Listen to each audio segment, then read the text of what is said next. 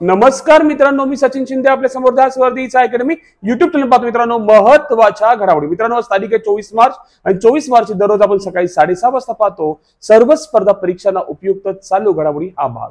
दररोज 20 प्रश्न असतात मित्रांनो. प्रत्येक प्रश्न आपल्यासाठी महत्त्वाचा आणि ताकदीचा असतो. ठीक आहे, आपण पाहूया आजचा पहिला प्रश्न. 25वा महाराष्ट्र भूषण पुरस्कार राम सुतार यांना मिळाला असून तो कितवा पुरस्कार आहे? ठीक आहे, प्रश्न काय विचारलाय, तो कितवा पुरस्कार आहे? तर तो 19वा पुरस्कार आहे, लक्षात ठेवा. ठीक आहे, 19वा पुरस्कार आहे. आपण डिटेल पाहूया राम सुतारांबद्दल. पुरस्कार वर्ष 24, जन्म 19 फेब्रुवारी 1925, गाव गोंदूर, धुळे, महाराष्ट्र. शिक्षण सर जे स्कूल ऑफ आर्ट मध्ये. वय 100 वर्ष पूर्ण. जगात सर्वात उंच मूर्ती स्टॅच्यू ऑफ युनिटीची 182 मीटर 597 फूट त्यांनीच बनवली आहे. 1954 ते 58 पर्यंत राज्याच्या पुरातत्व विभागात मॉडेलिंग म्हणून सेवा देऊन आपल्या कारकिर्दीची सुरुवात केली. 1959 मध्ये दिल्लीत माहिती व दूरसंचार मंत्रालयात नोकरी केली. त्यांनी वेरूळ आणि अजिंठा लेण्यांमधील अनेक शिल्पांची पुनर्बांधणी सुद्धा केली. 19वा महाराष्ट्र भूषण पुरस्कार राम सुतार यांना मिळाला. व्यक्तिशः पाहायला गेलं महाराष्ट्र भूषण 21वे व्यक्ती आहेत मित्रांनो. भूषण पुरस्कार हा 19वा आहे आणि व्यक्तिशः किती आहेत? 21वे आहे. ठीक आहे, थोडं पाहूया आपण त्यांनी बांधलेले काही पुतळे. संसद असलेला महात्मेचा पुतळा यांनीच बांधला. बंगळूर आंतरराष्ट्रीय विमानतळ 108 फूट उंच कॅम्पेगौडा पुतळा त्यांनीच बांधला. मध्य प्रदेशातील गांधी सागर धरणावरील 45 फूट उंच चंबळ स्मारक. ब्रह्म सरोवर येथील कृष्ण अर्जुन स्मारक. राजकोट येथील छत्रपती शिवाजी महाराजांचा नवा पुतळा ते बनवणार आहे. जवाहरलाल नेहरू यांना भाकरा नांगल धरणावर कामगारांच्या स्मरणार्थ 50 फूट उंच कांस्य स्मारक यांच्यावर बांधण्यात आले. 26 जानेवारी 1960 रोजी कामगारांचा विजय पुतळा बसवण्यात दिल्लीतील गोविंद वल्लभ पंत 10 फूट लांबीची कांस्य मूर्ती. बिहारमधील कर्पूरी ठाकूर यांचा पुतळा. बिहार विभूती अनुग्रह नारायण सिंह यांची मूर्ती. अमृतसरमधील महाराजा रणजित सिंह यांचा 21 फूट उंच मूर्ती. भगवान श्रीरामाची 251 फूट उंच मूर्ती अयोध्यामध्ये. 153 उंच भगवान शिवमूर्ती बंगळुरूमध्ये. 100 फूट उंच छत्रपती संभाजी महाराज यांची प्रतिमा मोशी पुणे. आणि मुंबईतील डॉक्टर बाबासाहेब आंबेडकर यांचे स्मारक सध्या बनवत आहे. ठीक आहे, इतकं सगळं काम त्यांनी केलेलं आहे. ठीक आहे, आणि आणखी काय पॉइंट आहे? श्रीराम सुतार यांना मिळालेले काही पुरस्कार. 1999 मध्ये पद्मश्री मिळाला. 16 मध्ये टागोर पुरस्कार मिळाला. 16 मध्ये पद्मभूषण पुरस्कार मिळाला. 25 मध्ये आता महाराष्ट्र भूषण पुरस्कार. फ्रान्समधील इकोल सुपेरियर रॉबर्ट डी सोर्बन विद्यापीठाकडून डॉक्टरेट पदवी त्यांना सन्मानित आली. 21 आशा भोसले पुरस्कार महाराष्ट्र भूषण. 22चा अप्पासाहेब धर्माधिकारी. 23चा अशोक सराफ आणि 24चा राम सुतार यांना. ठीक आहे, आणि महाराष्ट्र भूषण हा महाराष्ट्र सरकारचा सर्वोच्च पुरस्कार आहे. सुरुवात झाली 1995. क्षेत्र आरोग्य सेवा, उद्योग, कला, क्रीडा, पत्रकारिता, लोक प्रशासन, विज्ञान आणि समाजसेवा. ठीक आहे, स्वरूप आहे 25 लाख रोख रक्कम, साल सन्मान चिन्ह, प्रशस्ती पत्र दिले जाते. पहिला पुरस्कार पु ल देशपांडे साहित्य 1996. महिलांना आतापर्यंत 4 महिलांना मिळाला. लता मंगेशकर, राणी बंग, सुलोचना लाटकर, आशा भोसले या चौघांना 4 महिलांना हा पुरस्कार मिळालेला आहे. ठीक आहे, ओके. दुसरा प्रश्न. राजीव युवा विकासम ही योजना टिंबटिंब सरकारने सुरू केली आहे. तर ती मित्र हो तेलंगणा सरकारने सुरू केलेली आहे. उद्देश काय? तरुणांसाठी स्वयंरोजगाराला चालना देण्यासाठी या योजनेद्वारे तरुणांना स्वयंरोजगारासाठी कर्ज दिले जाणार आहे. ही योजना SC, ST, OBC आणि अल्पसंख्याक समुदायातील तरुणांसाठी आहे. या उपक्रमासाठी 6,000 कोटी रुपये वाटप केले आहे. 3 लाख रुपयांपर्यंत अधिक आर्थिक मदत याद्वारे केली जाणार आहे. 2 जून तेलंगणा स्थापना दिनाच्या वेळी याचे वाटप होणार आहे. थोडी माहिती तेलंगणाबद्दल. राजधानी हैदराबाद. राज्यपाल विष्णू देववर्मा. मुख्यमंत्री रेवंत रेड्डी. स्थापना 2 जून 2014. विधानसभा सदस्य 119. विधान परिषद 40. राज्यसभा 7 जागा. लोकसभेच्या 17 जागा. आणि लोकसंख्या बघा पाहायला गेलं 35 करोड पर्यंत आहे. भाषा तेलुगू. साक्षरता 72.80%. ठीक आहे, डिटेल सर्व आपण शॉर्ट आणि स्वीट मध्ये पाहिलं तेलंगणाबद्दल. ठीक आहे. तिसरा प्रश्न. भारताच्या ICC विजयासाठी BCCIने किती कोटी रुपयाचे बक्षीस जाहीर केले आहे? तर उत्तर आहे 58 कोटी रुपयाचे बक्षीस जाहीर केलेले आहे. 2025च्या ICC चॅम्पियन ट्रॉफी जिंकल्याबद्दल BCCIने टीम इंडियाला 58 कोटी रुपयाचे बक्षीस दिले. खेळाडू, प्रशिक्षक, कर्मचारी आणि निवडकर्त्यांना मान्यता दिली. रोहित शर्माच्या नेतृत्वाखाली भारताने अपराजित राहून 9 मार्च रोजी दुबई येथे म्हणजे अपराजय म्हणजे परराज्यात राहून झालेल्या अंतिम सामन्यात न्यूझीलंडवर 4 गडी राखून विजय मिळवला. बीसीसीआय ही भारतीय क्रिकेट खेळाची प्रमुख राष्ट्रीय प्रशासकीय संस्था आहे.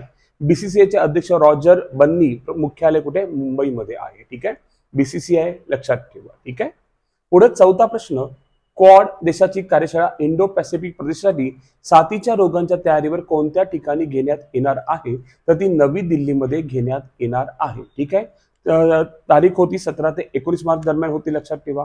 15 देशातील 25हून अधिक प्रतिनिधी देखील कार्यशाळेत सहभागी होत होते. उद्घाटन आरोग्य राज्यमंत्री सुश्री अनुप्रिया पटेल यांनी केले. क्वाड लक्षात ठेवायची गोष्ट आहे, सिक्युरिटी डायलॉग्स आहे. 4 देशांचा सहभाग असतो, भारत, अमेरिका, ऑस्ट्रेलिया, जपान.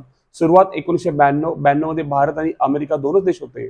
15 मध्ये जपान आला आणि 20 मध्ये ऑस्ट्रेलिया कायम सदस्य झालेला आहे. ठीक आहे, पाचवा प्रश्न, टिंबटिंब सरकारने महिलांसाठी लाडो लक्ष्मी योजनेची घोषणा केली आहे. मित्रांनो, कोणत्या राज्याने घोषणा केली लक्षात ठेवा, लाडो लक्ष्मी योजना असं नाव आहे, लक्षात ठेवा, लाडो लक्ष्मी योजना. तर पाहायला गेलं हरियाणा राज्याने ते केलेलं आहे.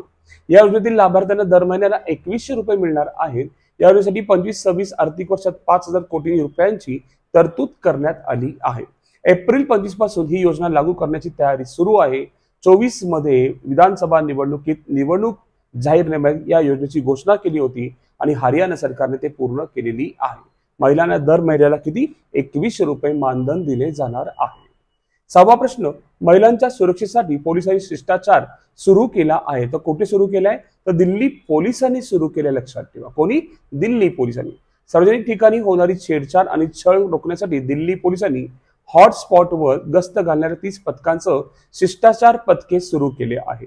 पुरुष आणि महिला अधिकाऱ्यांचा समावेश असलेले हे पथक सांस्कृतिक नैतिकता आणि लादल्याशिवाय कायद्याची अंमलबजावणी, पीडितांचे संरक्षण, जनजागृती यावर लक्ष केंद्रित करतात. या उपक्रमात राजधानीत महिलांची सुरक्षितता सुनिश्चित करण्यासाठी प्रतिबंध, हस्तक्षेप, समुदाय सहकार्य यांचा समावेश आहे. ठीक आहे, 7वा प्रश्न, जागतिक वन दिवस 21 जून रोजी साजरा केला जातो. त्याचे थीम काय आहे? थीम आहे जंगल आणि अन्न. ठीक आहे, दोन्ही थीम मध्ये शब्द लक्षात ठेवा, जंगल आणि अन्न, लक्षात ठेवा. 25 थीम आहे जंगले आणि अन्न. महाराष्ट्रातील काही उद्यान आहेत. ताडोबा राष्ट्रीय उद्यान 1955 ला स्थापना झालं. नवेगाव 1975, पेंच राष्ट्रीय उद्यान 1975, संजय गांधी राष्ट्रीय उद्यान 1983, युगामल राष्ट्रीय उद्यान 1975, चांदोली राष्ट्रीय उद्यान 2004. ठीक आहे, आणखी काय पॉईंट लक्षात ठेवा, 1972 वन्यजीव कायदा संरक्षण कायदा आहे, लक्षात ठेवा. 73 प्रोजेक्ट टायगर सुरू झाला. 1980 वन संवर्धन कायदा आणि भारतीय घटनेच्या कलम 48A मध्ये पर्यावरणाचे प्राण्यांचे रक्षण कलम 48A मध्ये भारतीय राज्यघटनेत सरसर दिसतं. ठीक आहे, 8वा प्रश्न, किती देशात भारतीयांना व्हिसा फ्री प्रवेश दिला जाणार आहे असा प्रश्न विचारलाय, लक्षात ठेवा. पाहतो आपण 15 देशाने आता आपल्याला व्हिसा फ्री प्रवेश दिलाय. तर देश कोणते आहेत? भूतान आहे, जॉर्डन आहे, कंबोडिया आहे, Malaysia, Iran, Mauritius, Nepal, Thailand, Qatar, Sri Lanka, Myanmar, Maldives, Indonesia, Mongolia आणि रवंडा. लक्षात ठेवा, हा देश थोडासा रळ झालाय, रवंडा, लक्षात ठेवा. ठीक आहे, एकूण 15 देशांनी आपल्याला आता व्हिसा मुक्त केलेला आहे. 9वा प्रश्न, वैज्ञानिक संशोधन आणि नवनिर्मितीला प्रोत्साहन देण्यासाठी मार्च 25 मध्ये केंद्र सरकारने कोणती योजना सुरू केली आहे? ठीक आहे, तर विज्ञान धारा योजना सुरू केली आहे. विज्ञान धारा योजना केंद्र सरकारने 16 जानेवारी 25 रोजी वैज्ञानिक संशोधन, नवकल्पना, तांत्रिक विकासाला बळ देण्यासाठी सुरू केलेली एकात्मिक योजना आहे. हे विज्ञान आणि तंत्रज्ञान मंत्रालय अंतर्गत विज्ञान आणि तंत्रज्ञान विभाग द्वारे लागू केले जाते. विज्ञान आणि तंत्रज्ञानाच्या क्षेत्रात संस्थात्मक आणि मानवी क्षमता निर्माण करणे, संशोधन विकासाला प्रोत्साहन देणे, नवकल्पना आणि तंत्रज्ञान विकासाला समर्थन देणे या मागचा त्याचा उद्देश आहे विज्ञान धारा योजना. ठीक आहे, ओके. 10वा प्रश्न, पत्रकारिकेतील उत्कृष्टतेसाठी 19व्या रामनाथ गोयंका पुरस्काराने अलीकडे किती जणांना सन्मानित करण्यात आलेले आहे असा आपल्याला प्रश्न विचारलेला आहे. तो टोटल 27 जणांना सन्मानित करण्यात आलेलं आहे. 11वा प्रश्न, आंतरराष्ट्रीय आनंद दिन 2025 कधी साजरा केला आहे? मित्रांनो, आनंद दिन पाहायला गेलं, चिमणी दिन ज्या दिवशी असतो त्या दिवशी आनंद दिन सुद्धा साजरा करतात. ठीक आहे, हा दिवस साजरा करण्याचा उद्देश जागतिक आनंद आणि कल्याणाचे महत्व अधोरेखित करणे, जगभरातील लोकांना त्यांच्या जीवनातील आनंदाचे महत्व जाणणे हा आहे. 2012 मध्ये संयुक्त राष्ट्राच्या आमसभेने याला मान्यता दिली होती. तो पहिल्यांदा 20 मार्च 2013 रोजी साजरा करण्यात आला. आवृत्ती सध्या 13वी आहे आणि थीम काय तिचं काळजी घेणे आणि शेअर करणे, आंतरराष्ट्रीय आनंद दिन. 12वा प्रश्न बे ऑन स्क्रीन्स उपक्रम ज्याचा उद्देश डिजिटल अवलंबित्व कमी करण्याचा आहे कोणत्या राज्याने सुरू केला आहे. ठीक आहे, बघा लक्षात ठेवा हा सुरू केलेला कोण आहे तर कर्नाटक सरकारने सुरू केलेला आहे. ठीक आहे, ओके, कर्नाटक सरकारने सुरू केलेला आहे. 13वा प्रश्न टाळता येण्याजोग्या अंधत्वाशी लढण्यासाठी विजन 2020 इंडियाचा सदिच्छा दूत म्हणून कोणाची नियुक्ती करण्यात आलेली आहे. तर उत्तर आहे कृष्णमाचारी श्रीकांत यांची निवड करण्यात आली आहे. माजी भारतीय क्रिकेट कर्णधार आणि प्रसिद्ध फलंदाज कृष्णमाचारी श्रीकांत यांची विजन 2020 इंडिया सदिच्छा दूत म्हणून नियुक्ती करण्यात आली. टाळता येण्याजोगे अंधत्व दूर करणे, लोकांना वेळेवर नेत्रसेवा उपलब्ध करून देणे हे या उपक्रमाचा उद्देश आहे. विजन 2020 इंडिया एक राष्ट्रीय उपक्रम आहे ज्याचा उद्देश भारतातील टाळता येणारे अंधत्व दूर करणे. हे जागतिक आरोग्य संघटना आणि international agency for the prevention of blindness यांनी संयुक्तपणे सुरू केली आहे. जसप्रीत बुमराह स्केचर्स ब्रँडचा ब्रँड अँबॅसेडर म्हणून नियुक्त आहे. खासियत याच्याबद्दल म्हणून आपण दोन्ही पॉइंट कव्हर करण्याचं काम केलं. 14वा प्रश्न नुकतीच दहशतवाद विरोधी 14वी ADMS प्लस बैठक कुठे झालेली आहे. ठीक आहे, हा सुद्धा पॉइंट खूप महत्वाचा आहे मित्रांनो. ही बैठक कुठे झालेली आहे असा सुद्धा प्रश्न पेपरला येऊ शकतो, दाट शक्यता असते. ह्याचं उत्तर आहे नवी दिल्ली. 15वा प्रश्न भारतीय लांब पल्ल्याच्या धावपटू टिंबटिंब हिच्यावर डोपिंग उल्लंघन केल्याबद्दल 4 वर्षाची बंदी घालण्यात आलेली आहे. तिचं नाव आहे अर्चना जाधव. डोपिंग चाचणीत बंदी घातलेल्या पदार्थांच्या सेवनाची पुष्टी झाल्यानंतर ही बंदी घालण्यात आली. चाचणी निकालाच्या आधारे नॅशनल अँटी डोपिंग एजन्सी यांनी ही कठोर कारवाई जाहीर केली. अलीकडे 31 मार्च पासून 57वी राष्ट्रीय खो खो स्पर्धा कुठे होणार आहे असा प्रश्न विचार आहे. म्हणजे लक्षात ठेवा 57वी राष्ट्रीय खो खो स्पर्धा आहे ओडिशामध्ये होणार आहे. हा प्रश्न घ्यायचा मूळ उद्देश काय, कारण की आंतरराष्ट्रीय खो खो स्पर्धा आता नुकत्याच पार पडलेल्या आहेत. 17वा प्रश्न मार्च 25 मध्ये आरबीआयचे कार्यकारी संचालक म्हणून ईडी म्हणून कोणाची नियुक्ती झालेली आहे. आरबीआयचे गव्हर्नर संजय मल्होत्रा सर्वांना माहीतच आहे मित्रांनो, लक्षात ठेवा. तर कुणाची नियुक्ती करण्यात आलेली आहे असा प्रश्न विचारलाय. तर उत्तर आहे इंद्रनील भट्टाचार्य यांची नियुक्ती करण्यात आलेली आहे.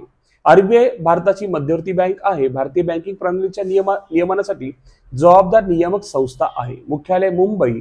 स्थापना दिवस 1 एप्रिल 1935. राष्ट्रीयकरण 1 जानेवारी 1949. गव्हर्नर सध्याचे संजय मल्होत्रा 26वे आहेत, लक्षात ठेवा. ठीक आहे, ओके. पुढे पहिले गव्हर्नर सर स्मिथ आहेत. पहिले गव्हर्नर भारतीय चिंतामण द्वारकानाथ देशमुख म्हणजे सीडी देशमुख.